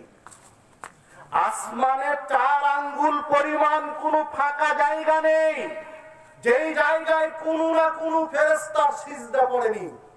কারণ ফেরেশতারা একটু জানে বিষয়গুলো, কিছু বিষয় বুঝে, এই জন্য কোথাও ফাঁকা রাখেনি, সিজদায় ভরে দিয়েছে আকাশ। মুসলিম, তোমরা যদি জানতে আমি যা জানি, তাহলে তোমরা হাসতে কম, কাঁদতে বেশি। তোমরা হাসতে না, কাঁদতে। এমনকি তোমরা আনন্দ উপভোগ করার জন্য স্ত্রীর কাছে যাওয়া ছেড়ে দিতে, যেতে না স্ত্রীর কাছে। এমনকি তোমরা নিজের বাড়ি থেকে, ঘর থেকে রাস্তায় বেরিয়ে পড়তে, নির্জন জায়গায় গিয়ে আল্লাহর ইবাদতে মশগুল হয়ে যেতে। দরকার নেই গাড়ি বাড়ি, দরকার নেই সুন্দর স্ত্রী, দরকার নেই এত কিছু, শুধু পরকালে বাঁচতে চাই, পৃথিবী ভরে দিতে সিজদা দিয়ে। সম্মানিত উপস্থিতি, হাদিস তিরমিজিতে, আবু দাউদে এসেছে, ইবনে মাজাতে এসেছে, হাদিস সহিহ। কি দিয়ে বুঝায় আপনাকে? আজকে আপনি আমি বাকাউলে আছে দুনিয়া নিয়ে, এই মরা ছাগলের বাচ্চা ভোগ করার জন্য আপনি আমি ব্যস্ত, অথচ পরকাল কি হবে এই চিন্তা আপনার আমার মাথায় নেই। আসুন আমরা একটু ঘুরে দাঁড়াই, পরিবর্তন হওয়ার চেষ্টা করি, সালাত, সিয়াম, হজ, যাকাত করার চেষ্টা করি। শেষ পর্যায়ে একটি হাদিস আপনাদের কাছে বলতে চাই। রাসূলুল্লাহ সাল্লাল্লাহু আলাইহি ওয়াসাল্লামের কাছে একজন সাহাবী এসেছেন, একদম গ্রাম থেকে, পল্লী থেকে এসে বলছেন, দুল্লানি আলা আমালিন ইদা আমিলতু দাখালতুল জান্নাহ। আল্লাহ রাসূল সাল্লাল্লাহু আলাইহি ওয়াসাল্লাম এমন কিছু আমল শিখিয়ে দিন যে আমল করলাম নিশ্চিত জান্নাতে যাব। মানে সংক্ষিপ্ত আমল জানতে চাচ্ছেন, হাদিসের যে পরের যে ভাব, তাতে একদম সংক্ষিপ্ত কিছু আমল বলুন যে আমল করবার নিশ্চিত জান্নাতে যাব। আমরা তো জান্নাতে যেতে চাই। আল্লাহ রাসূল সাল্লাল্লাহু আলাইহি ওয়াসাল্লাম বলছেন, তা'বুদুল্লাহ লা তুশরিকু বিহি শাইয়্যা, তুমি আল্লাহর জন্য ইবাদত করবে, তার সাথে কাউকে শরীক করবে না। আকীদায় আঘাত দিলেন, মানে আকীদা, বিশ্বাস ঠিক করো। আমি আল্লাহর জন্য এশার সালাত পড়েছি না মানুষকে দেখানোর জন্য পড়েছি, এটা বিশ্বাস করিস না। আমি শিরিক করলাম না আল্লাহ সন্তুষ্টির জন্য করলাম, এটা বিশ্বাস করিস না। এটাকে বলে আকীদা আরবিতে। সম্মানিত উপস্থিতি, আগে আকীদায় আঘাত হানলেন যে আকীদা ঠিক করো, ইখলাস ফিল্লাহ, ইবাদত হবে সব আল্লাহর জন্য, আল্লাহর সাথে কাউকে শরীক করবে না। যখন তোমার এই বিশ্বাস জগৎ, হৃদয় জগৎ, অন্তর ঠিক হয়ে যাবে, তখনকার এবার কাজ দিলেন, অতুকিমুস সালাতাল মাকতুবা, সর্ব অবস্থায় ফরজ সালাত আদায় করবে, অতুআদ্দি যাকাতাল মাফরুজা, ফরজ যাকাত ছেড়ে দিবে না, ওয়াতাসুম রমাজান, রমাজানের সিয়াম পালন করবে, রমাজানের সিয়ামে গুড়িবসি করবে না। মাত্র 4টা কথা বললেন, আল্লাহর জন্য ইবাদত করবে, শিরিক করবে না, ফরজ সালাত আদায় করবে, ফরজ যাকাত দিবে, ফরজ সিয়াম পালন করবে। এই হাদিসে হজ্জের কথা নেই। দুটা ব্যাখ্যা হতে পারে, হতে পারে যে তখনও হজ ফরজ হয়নি, অথবা হতে পারে ওই সাহাবী দরিদ্র ছিল, তার উপরে হজ ফরজ ছিল না, এই জন্য বলেননি। আল্লাহু আলাম, আল্লাহ ভালো জানেন। যখন এই কথা বলে রাসূলুল্লাহ সাল্লাল্লাহু আলাইহি ওয়াসাল্লাম থেমে গেলেন, এইবার লোকটি বলছেন, ওয়াল্লাযী নাফসু বিয়াদিহি, আমার আত্মা যার হাতের মুঠোয় তার শপথ করে বলছি, আমার আত্মা যার হাতের মুঠোয় তার শপথ করে বলছি, লা আজিদু আলা হাযা ওয়া ফি রিওয়ায়াতিন ওয়ালা আনকুসু, আপনি যা বললেন এর চেয়ে আমি বেশি করব না, অন্য বর্ণনা এসেছে আমি এর চেয়ে কমও করব না। আপনি যা বললেন আমি তাই করব, আপনি যা শিখালেন আমি তাই করব, কমও করব না, বেশিও করব না। ফালাম্মা ওয়াল্লা, যখন লোকটা রাস্তা দিয়ে হেঁটে চলে গেল, ক্বালা নবী সাল্লাল্লাহু আলাইহি ওয়াসাল্লাম, তখন নবী সাল্লাল্লাহু আলাইহি ওয়াসাল্লাম বলছেন, নবী সাল্লাল্লাহু আলাইহি ওয়াসাল্লাম বলছেন, মান সাররাহু আইয়ানজুরা ইলা রাজুলিন মিন আহলিল জান্নাহ, তোমরা যদি কেউ জান্নাতি মানুষকে দেখে খুশি হতে চাও, এখন এই মুহূর্তে পৃথিবীতে কোন জান্নাতি মানুষ দেখে আনন্দিত হতে চাও, ফালিয়ানজুর ইলা হাযা, ওই লোকটার দিকে দেখো যেই লোকটা চলে যাচ্ছে রাস্তা দিয়ে। সুবহানাল্লাহ, আল্লাহু আকবার। হাদিস সহিহ বুখারী, সহিহ বুখারী হাদিস 1397 নম্বর হাদিস, সহিহ মুসলিমের 114 নম্বর হাদিস, মেশকাতের 16 নম্বর হাদিস। দেখুন, বেশি কাজ বলেননি, বেশি আমল করলে জান্নাত এমনটা নয়, বেশি নয়, কোরআন এবং সুন্নাহ ভিত্তিক আমল চাই। বেশি করলে আপনি পাবেন এমনটা নয়, কোরআন এবং সুন্নাহ ভিত্তিক আমল করা লাগবে আপনাকে আমাকে। দেখুন, ওই লোকটা সালাত পড়া শুরু করেছে কি শোনার পরে, হজ করেছে কি শোনার পরে, যাকাত দিয়েছে কি শোনার পরে, সিয়াম পালন করেছে কি শোনার পরে, কোন আমলই শুরু হয়নি এখন, কেবল তো শুনেছে, কিন্তু জান্নাতের ঘোষণা হয়ে গেছে। কিসের বিনিময়ে? তার বিশ্বাসের বিনিময়ে। লা আজিদু আলা হাদা ওয়ালা আনকুসু, যা বললেন তাই করব, কমও করব না, বেশি করব না, এই স্বীকৃতির বিনিময়ে আল্লাহ খুশি হয়ে জান্নাতের ঘোষণা দিয়ে দিয়েছেন তার নবীকে দিয়ে। আল্লাহ রাব্বুল আলামিন সে কথাই বলছেন, অমাইয়ুতির রাসূলা ফাকাদ আতা আল্লাহ, যে রাসূলের আনুগত্য করলো সে তো সরাসরি আল্লাহর আনুগত্য করলো। অমাইয়ুতিল্লাহ ওয়া রাসূলাহু, যে ব্যক্তি আল্লাহ এবং তার রাসূলের অনুসরণ করে, আল্লাহর আনুগত্য করে, রাসূলকে ফলো করে, ইউদখিলুহু জান্নাতিন তাজরি মিন তাহতিহাল আনহার, আল্লাহ এমন জান্নাতে প্রবেশ করাবেন যে জান্নাতের তলদেশ দিয়ে ঝর্ণা ধারা প্রবাহিত। আগেরটি সূরা নিসা ৮০ নম্বর আয়াত, আর পরেরটি সূরা নিসা ১৩ নম্বর আয়াত। সম্মানিত উপস্থিতি, যে কথা বলছিলাম, দেখুন, যদি আল্লাহ এবং রাসূলের আনুগত্য করি তাহলে জান্নাত আপনার আমার জন্য অপেক্ষমান, অপেক্ষায় রয়েছে। ওই সাহাবী রাসূলের হুবহু অনুসরণ করা স্বীকৃতি দেওয়ার কারণে আমল শুরু হওয়ার আগে জান্নাতের ঘোষণা হয়ে গেছে। আজকে আপনি আমি মরা ছাগলের বাচ্চা ভোগ করার জন্য দাড়ি ছাড়তে পারি না, মরা ছাগলের বাচ্চা ভোগ করার জন্য টাকনুর উপরে কাপড় উঠাতে পারি না, মরা ছাগলের বাচ্চা ভোগ করার জন্য মুসলিম মা বোন পর্দা করতে পারি না, মরা ছাগলের বাচ্চা ভোগ করার জন্য সুদ ঘুষ ছাড়তে পারি না, মরা ছাগলের বাচ্চা ভোগ করার জন্য মিথ্যা চুগলখড়ি, পরনিন্দা, পরচর্চা, পরস্ত্রী কাতরতা ছাড়তে পারি না। মরা ছাগলের বাচ্চা ভোগ করার জন্য একজন আর একজনের পিছনে লেগে রয়েছে, মরা ছাগলের বাচ্চা ভোগ করার জন্য মসজিদ ভেঙে দিচ্ছি, মরা ছাগলের বাচ্চা ভোগ করার জন্য মিথ্যা মামলা দিয়ে ফাঁসিয়ে দিচ্ছে আরেকজনকে, মরা ছাগলের বাচ্চা ভোগ করার জন্য আরেকজনের বিরুদ্ধে মিথ্যা সাক্ষ্য দিচ্ছি, মরা ছাগলের বাচ্চা ভোগ করার জন্য অন্যের বদনাম সারা পৃথিবীব্যাপী ছড়িয়ে দিচ্ছি। আজকে আপনি আমি মরা ছাগলের বাচ্চা ভোগ করার জন্য পার্শ্ববর্তী প্রতিবেশীর জমি জবরদখল করছি, মরা ছাগলের বাচ্চা ভোগ করার জন্য মসজিদের, মাদ্রাসার, এতিমখানার, স্কুল কলেজের, দেশের অর্থ সম্পদ আত্মসাৎ করছি, মরা ছাগলের বাচ্চা ভোগ করার জন্য আজকে আপনি আমি শিরিক বিদআত সমাজে ছড়িয়ে দিচ্ছি। ভুল বললাম? কিসের জন্য? স্রেফ মরা ছাগলের বাচ্চা ভোগ করার জন্য। আসুন একটু পরিবর্তন হই। আমি আলোচনা শেষ করে দিয়েছি, শুধু একটা আয়াত আর একটা হাদিস বলবো।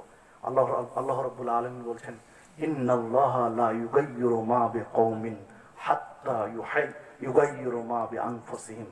আল্লাহ কোন জাতিকে ততক্ষণ পর্যন্ত পরিবর্তন করে দেন না যতক্ষণ পর্যন্ত তারা নিজেরা পরিবর্তন হওয়ার চেষ্টা না করে।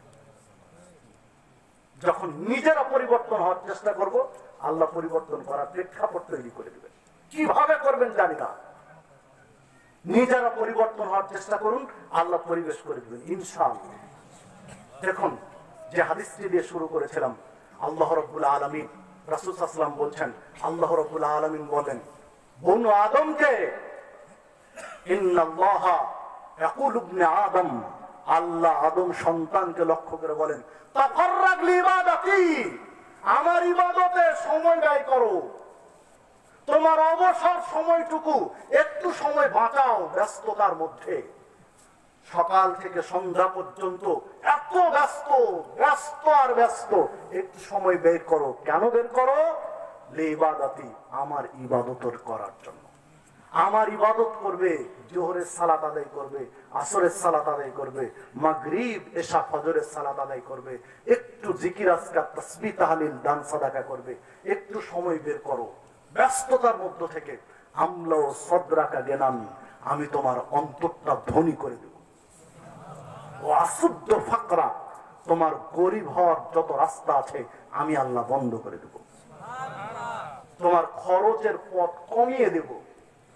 তোমার খরচের রাস্তা আমি সংকুচিত করে দিব, আর ধনী হওয়ার রাস্তাকে আমি বাড়িয়ে দিব। আল্লাহ বলছেন এখন কি করলে? ব্যস্ততার মধ্য থেকে একটু সময় বের করে আল্লাহ ইবাদত করলে।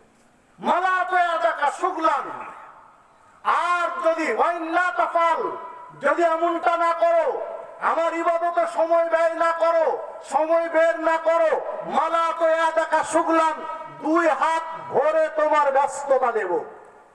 কাজ কত করবে করো, কাজ আর কাজ, কাজ আর কাজ। ঘুম থেকে উঠে কাজ করবে, আবার ঘুমাবে উঠে। শুনে আশ্চর্য হলাম, দু একজন ব্যক্তির কথা, পরিচিত দু একজন গল্প করলেন যে ওনারা রাত 10টার দিকে ব্যবসা প্রতিষ্ঠান গুটিয়ে হিসাব নিকাশে বসেন। এমনও দিন হয় ফজর হয়ে যায় হিসাব নিকাশ করতে। ফজরের সালাত পড়েন, ফজরের সালাত পড়ে এবার ঘুমান, আবার দুপুর 12টার দিকে অফিসে আসেন। কি দিয়ে বুঝাবে? মালা তো আদাকা শুগলান, দুই হাত ভরে আল্লাহ ব্যস্ততা দিবেন। কত কাজ করবে, করো কাজ করতে পারো। মালা তো আদাকা শুগলান, যদি ব্যস্ততার মধ্যে আমার ইবাদত না করো, ব্যস্ততা দিয়ে ভরে দিব। ওয়ালাম্মা সুদ্দ ফাকরা, আর গরিব হওয়ার যত রাস্তা আছে আমি খুলে দিব, খরচের রাস্তা খুলে দিব। করো খরচ, ইনকাম করো আর খরচ করো, ইনকাম করো আর খরচ করো। দেখেন না আপনার এলাকায় একটা কৃষাণ, একটা কামলা, যে মানুষের লেবার খাটে, ওর একটা জ্বর হয়, ছোট একটা অসুখ হয়, হাতুড়ে ডাক্তার, শুধু প্যারামেডিকেল প্রশিক্ষণ এসেছে, অন্য কোনো ডিগ্রি নেই, ও একটা ওষুধ দেয়, 10 টাকাতে ভালো হয়ে যায়। আর একজন শিল্পপতি, একটা অসুখ হয়েছে, ও সিঙ্গাপুরে যেতে হয়, ও যে ইনকাম